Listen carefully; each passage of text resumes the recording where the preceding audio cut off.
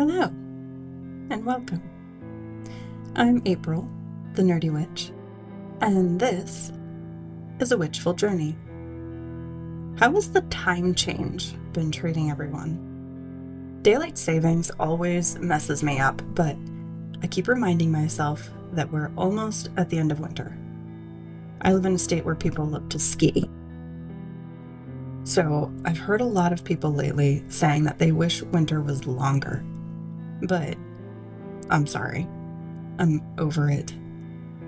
It's been a long winter, and I'm ready for the snow to melt, for things to start blooming, and to not have to layer up all the time. This year especially, I really feel like I'm reawakening on the inside as we get closer and closer to real spring. I feel like I've said that a lot over the last couple of episodes, but you guys, I am so ready to spend more time outside, open some windows, and just be barefoot. I've been keeping busy indoors, of course, doing things like baking bread, mending some items, deep cleaning, and all that, but I want to go outside. I want to do more than just shovel snow. Anyway, enough of my whining. This past week, I started our rosemary and sage, so hopefully those will be sprouting soon when they're supposed to. Germination is about 21 days, so I should be seeing those pop up right around the beginning of next month. I have them in a little makeshift greenhouse that, I'm not gonna lie, is made out of a small, clear tote. I also have a little heat mat under them because this house is old and drafty. Let's see, what other news do I have for you? Oh, my significant other, Nate, the wonderful man that he is, bought us tickets for the Witch Market. It's happening at the very end of May here in Vermont. Tickets are super affordable, but you can only get them online. Tickets won't be available at the door. So if you're interested in checking that out, just know that you'll need to purchase tickets ahead of time. One of the cool things about it is that they do state that they encourage witchy attire, but it's not required.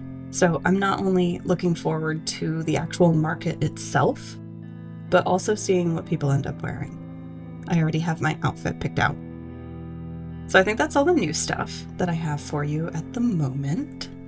So let's see what the cards have for us for the week ahead.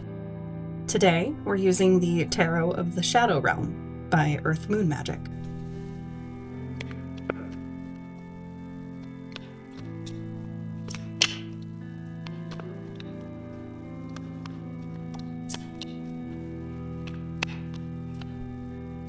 Oh. Today we have another two cards, the Eight of Swords and the Fool. So at first glance, this doesn't look good. The Eight of Swords seems kind of scary, and the imagery is pretty on point in this deck. I'll post a pic on the socials for you guys. I know I really need to get better at doing that kind of stuff. Anyway, the Eight of Swords is about some feelings that don't feel great. Feeling trapped, powerless, restricted, hopeless, alone. What's important here is that this card is also about recognizing that these feelings have a lot to do with mindset. And I feel some kind of way about this card today. Feeling a little called out, if I'm being honest. So, because our home is so old, we have a list of things that need to be addressed. And the downside to home ownership is that when you fix one thing, something else is always likely to come up in its place. So I've been feeling a little trapped lately because that to-do list never seems to get any shorter. I can get pretty overwhelmed when I look at the list as a whole because it feels like a lot. So the Eight of Swords here, in my case, is reminding me that I need to approach this issue of the repair/maintenance list differently, because I can't improve the situation until I do that. I have to get past the paralysis of where do we start. We also have the Fool card though, which is about new beginnings, spontaneity, freedom, innocence, originality, and adventure. The Fool begins the major arcana of the deck with the number 0, which is considered to be the number of infinite potential. He also shows up without a number in a lot of decks, which is to show that he isn't bound by the conventional. He shows up to inspire courage, because he understands that each day is a new day, which can be scary, but it can also be exciting. There's a mixture of curiosity, anticipation, and awe, even if there's a little bit of anxiety. He views challenges as opportunities rather than obstacles. So having these two cards together today could be a reminder to confront the fear, the self-doubt, and the negative thoughts so that we can move forward with confidence and clarity. It's a reminder to break free and take the initiative. Be honest with yourself about what is holding you back. And it's totally okay to admit that you're likely holding yourself back. That's so much more common than you might think. Act despite your fears, but do so mindfully. You may have to get creative about how you'll remedy your current situation. Lay out all of your options, from the safest possible option to the most outrageously risky option. You might even find that you have more options and/or opportunities than you originally thought. Then you can figure out which one, or which ones, check off all of the boxes that you're looking for. Just keep in mind that you have to face whatever it is with honesty and courage and an open mind. What you choose may even surprise you. Remember what I said last episode about the cards seeming to kind of correspond with what we're talking about in the episodes? Yeah, not today. Or maybe it does. I don't know. I'll let you be the judge of that. Today, we're going to talk about Ostara, which is at the end of this week, at least for those of us in the Northern Hemisphere. For the Southern Hemisphere peeps, it's on September 21st or 22nd of this year. For us in the Northern Hemisphere, it's the 20th or the 21st of March. It really all depends on if you're following the traditional symbolic dates or if you're following the astronomical dates. Both are valid because it's about personal choice. And for me personally, I tend to extend the recognition of festivals and sacred days out a few days, and sometimes even an entire month's worth of time. It all depends on what feels right. Ostara is a bit controversial though, and we'll see why in a little bit. But please keep in mind that we're still working through the Wiccan Wheel of the Year series in terms of what the sacred days are and how they're generally celebrated. So I won't be going too far down the rabbit hole of other celebrations and traditions of other cultures and belief systems just yet. So, Ostara is a Wiccan holiday, or sacred day, that celebrates the spring or vernal equinox. It's a solar event when day and night are equal length. Ostara is a festival that celebrates the earth waking up from her winter slumber. In the Wiccan mythology, the goddess is in her maiden phase, and the god is in his youthful phase.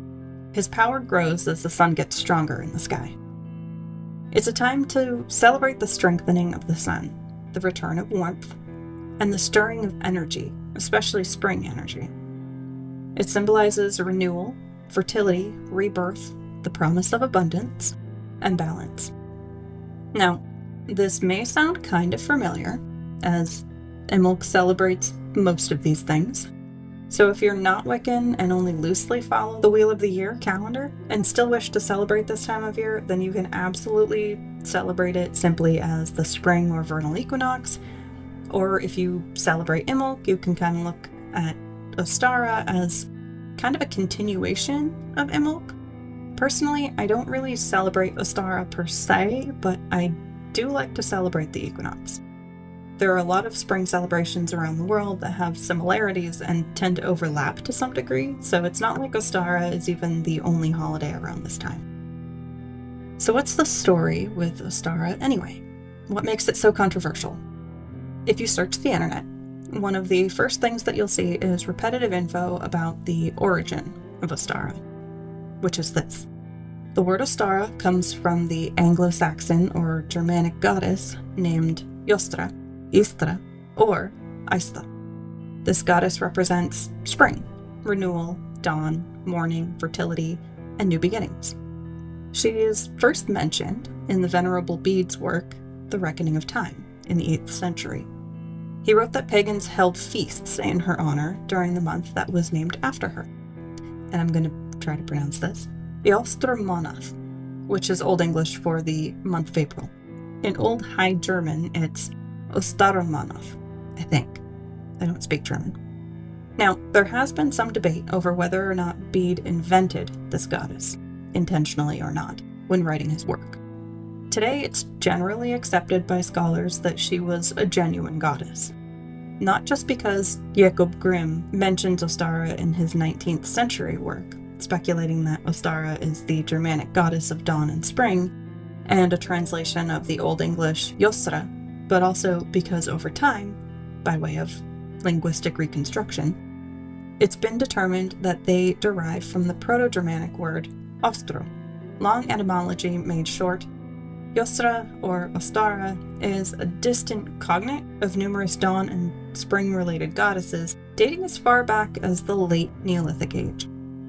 We're talking sometime between 4,500 BCE and 2,500 BCE, when people were still semi-nomadic. However, historically speaking, there's no evidence that Ostara or Jostra was celebrated specifically. We really only have the Venerable Bede's work to go off of for that. There are no other early works that mention any connection in that regard. But it's clear that the spring equinox was at the very least recognized by the Neolithic people, like they were aware of it and recognized that there was some significance, because there are cairns that have been determined to be older than the Egyptian pyramids that line up with the equinox. Like, the door to the cairn lines up with the sun on the equinox. There are many places around the world that have evidence of ancient cultures recognizing the significance of the spring equinox, and for many of those ancient cultures, this was recognized on their calendars as the beginning of the new year, which makes total sense because they relied on the changing of the seasons, and springtime in nature is about reawakening and or starting anew. So the fact that Ostara is part of the modern Wheel of the Year calendar isn't really surprising, and although it's a more modern festival, it's recognizing that a number of ancient cultures knew that the spring equinox was significant, and the people that added Ostara to the calendar knew that somewhere in history there was at least one goddess that was associated with a number of the same things that the equinox is associated with. I've said it before, and I'll say it again. I am in no way a Reconstructionist.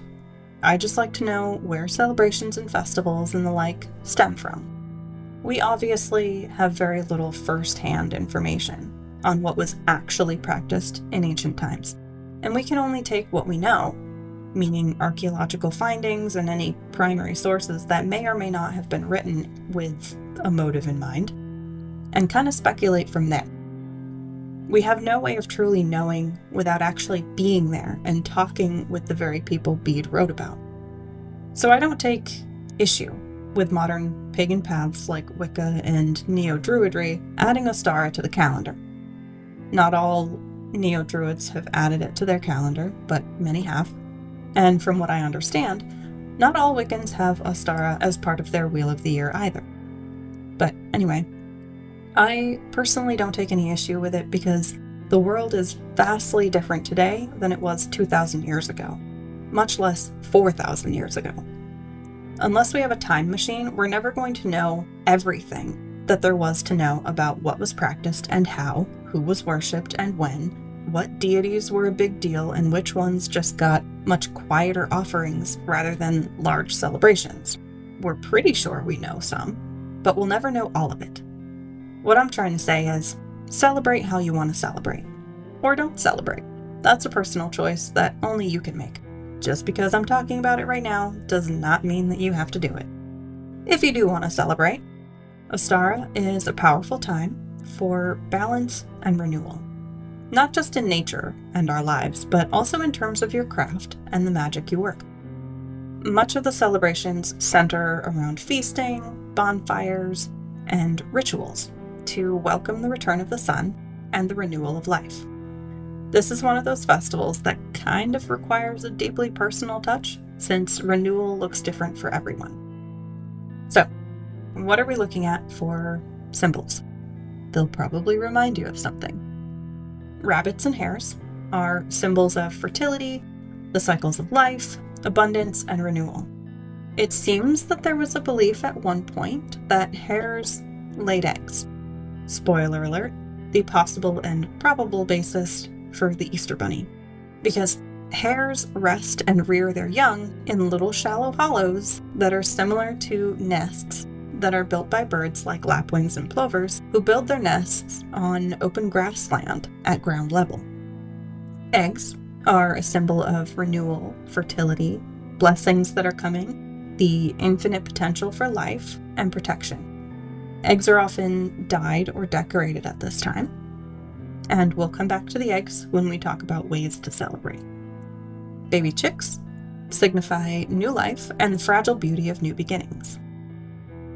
Spring flowers like tulips, daffodils, crocuses, forsythia, which is actually a shrub, but it blooms early. I'll get pictures of our forsythia once it blooms, and I'll post those on the socials for you.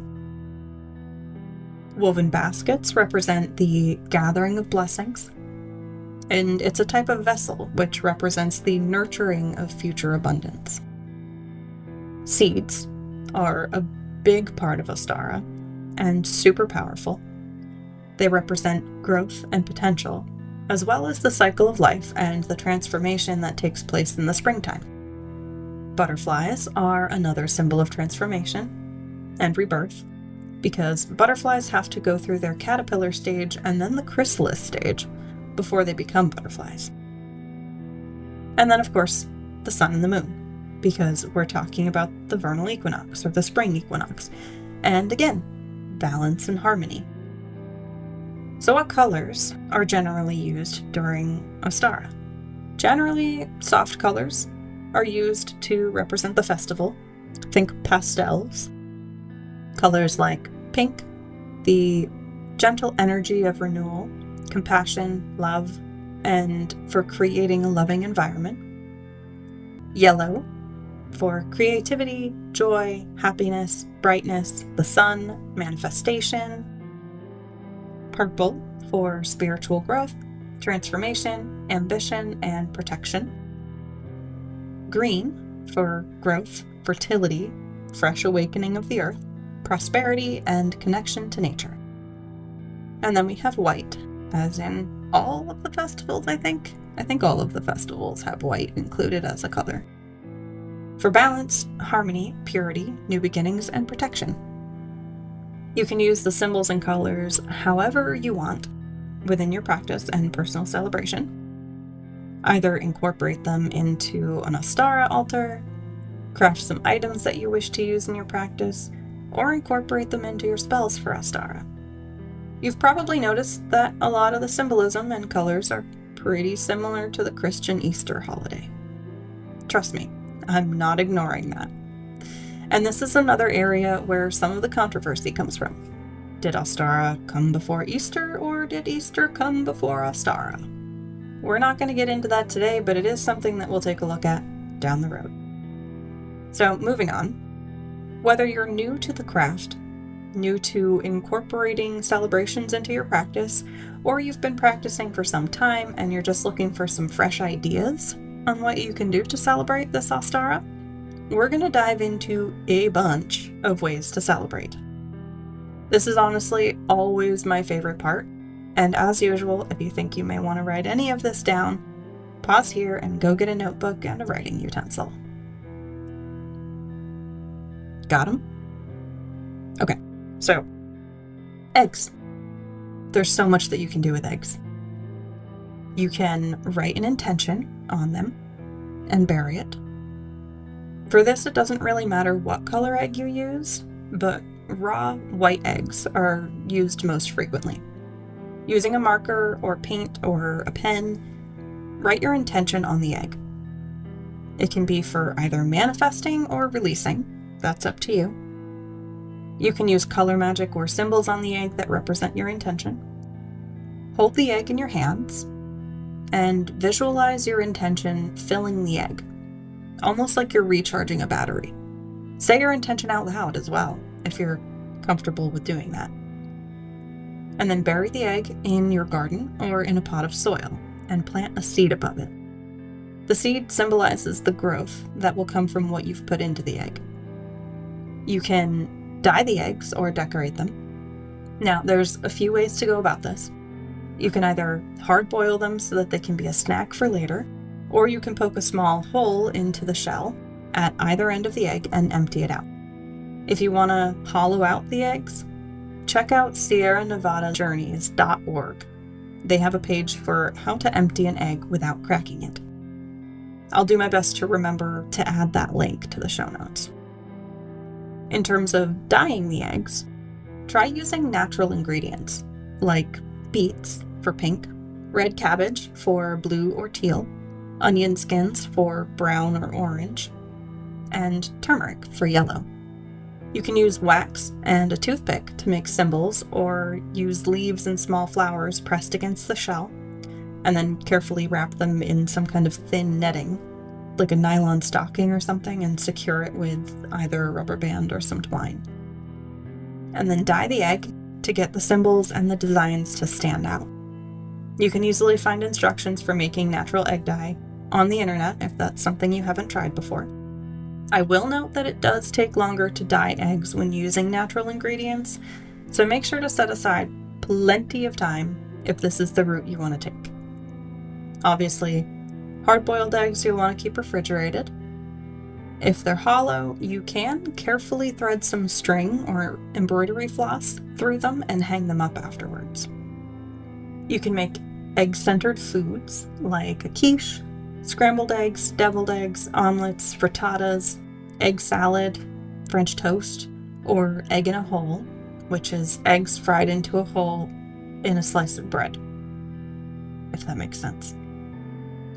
You can save up your eggshells, wash them, remove the membrane on the inside, dry them by baking them in the oven at 350 degrees for 8 to 10 minutes to kill any bacteria, and then use a mortar and pestle to grind the shells down to a powder. Keep the eggshell powder, which is also commonly called cascarilla powder, in a lidded or corked jar to be used in protection, purification, banishing, and clearing spells, as garden fertilizer, or even to mix with soap to remove stubborn stains from pots and pans. Some mixtures that you can make with eggshell powder include moon dust, which is equal parts lavender buds, salt, and eggshell powder. Grind them all together and then charge under a full moon. The moon dust is used to harness the moon's energy in various rituals and spellwork. You can make candle anointing oil by mixing eggshell powder with a protective essential oil like sage, frankincense, rosemary, or tea tree oil, and a carrier oil. Keep on hand for anointing candles to add a protective element to your candle magic. You can make a bad banisher blend, which is equal parts eggshell powder, rosemary, salt, and cayenne powder.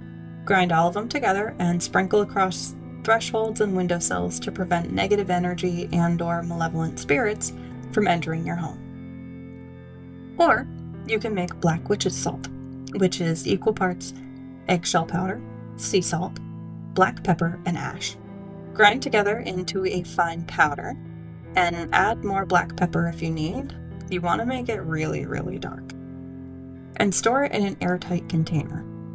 This blend can be used for breaking hexes and curses, in banishing spells, and for absorbing negative energy from, like, bad neighbors or lingering negativity from an argument, for example. Or you can use it in spells that involve protection and shielding. Another way that you can celebrate is do some seed planting, either in your garden or in pots of soil. This can also apply to planting seeds of intention. In other words, setting goals and nurturing them to fruition.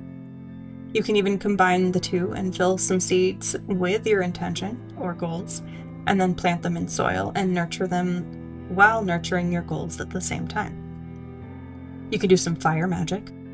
This can take a number of different forms.